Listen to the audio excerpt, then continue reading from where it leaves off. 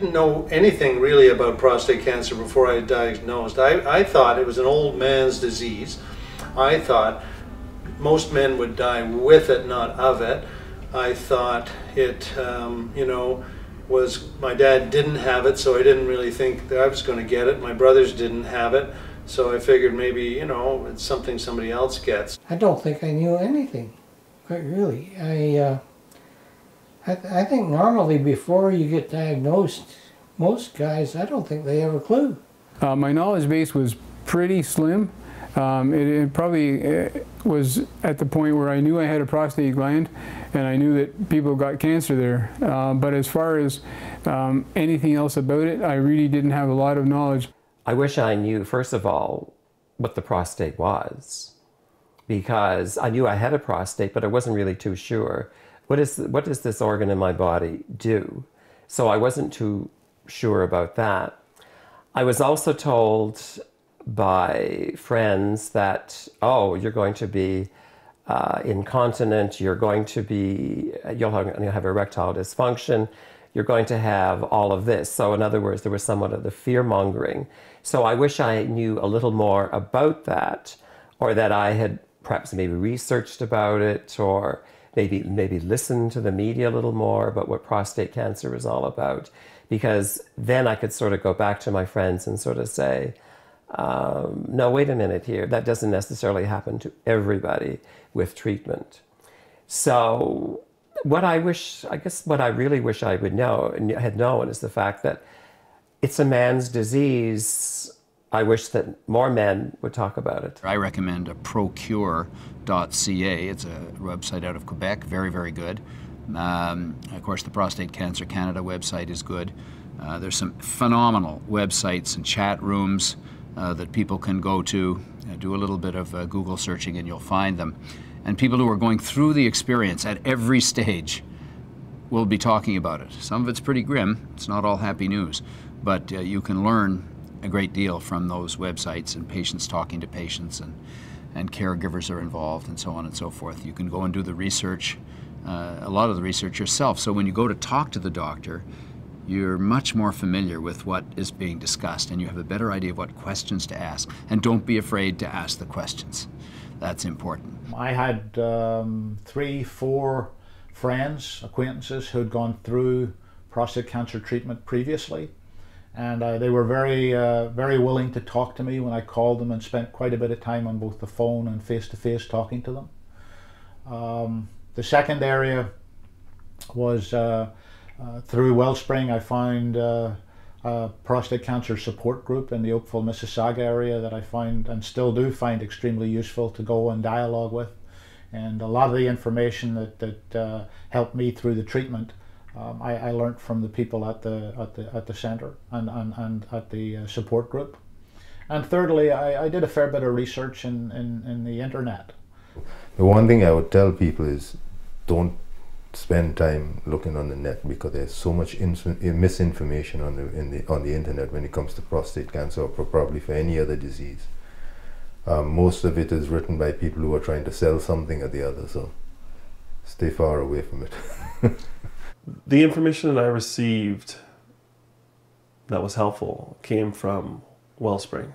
I have to say that being in a room with a cohort that has either gone through it or about to go through it with you was helpful in giving me information on my treatment options and the best places to have that treatment and the options for the treatment. So Wellspring first, like I said, I was trolling the internet.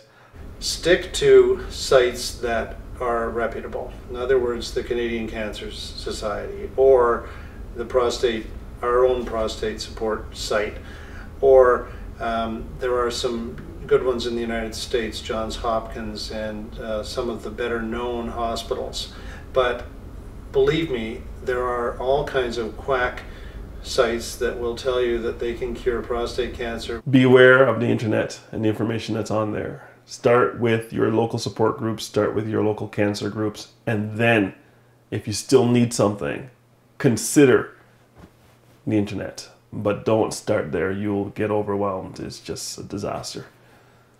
lots of information, lots of good information, but lots of bad information and lots of information trying to pull you towards certain services, skewed by the institutions that are promoting whatever treatment option they're promoting. What was helpful in educating me in my research was, first of all, knowing that I'm not alone, which was wonderful. I knew then that, okay, there's been a lot of other men that have been diagnosed with prostate cancer. So therefore, that was actually very helpful for me, knowing that. Secondly, was also what the treatments were available, because my urologist basically said to me as soon as I was diagnosed that we will likely then it'll be surgery. And I thought, no, wait a minute, that's not going to be my first option. I want other options, and I want to know what they are. He then actually sat me down in front of a video and showed me some of the options of which I had. And it was through that I was making some decisions, okay, that I will accept as a perhaps secure, or not necessarily a cure, but a treatment. And that one I will not accept. And I decided that an operation is not going to be my first option. Got to think about 3 or 4 reference books by various doctors, and that really filled in a lot of the gaps. And once you read these, you are much more informed, so you can attack the problem much more knowledgeably. Actually, the Canadian Prostate Cancer Network, I got this at Sunnybrook. It's called Prostate Cancer, a booklet for patients, and it's a phenomenal piece of work. That was one of the best pieces of information that I came up with. There were a number of others that I got from various sources, but I say that booklet was probably the best of the bunch. If you're going to read up on it, look for books that have been written within, I would say, the last 5 to 6 years, because things change so fast that if you read things that are written in the 1990s and so on, it's way different what goes on today. So stick to things within the past 5 years. At the beginning, I asked my urologist, who wasn't particularly forthcoming in all the different options that were out there at the time, and it was just by chance, sitting in his office, I saw this magazine called Our Voice. And I asked him if I could have a copy. It was just sitting there, and he said, sure, probably won't do much for you, but yeah, go ahead. It was through that magazine I found our support group here in Kitchener, in the Waterloo area, but also found some other information that I wasn't aware of before.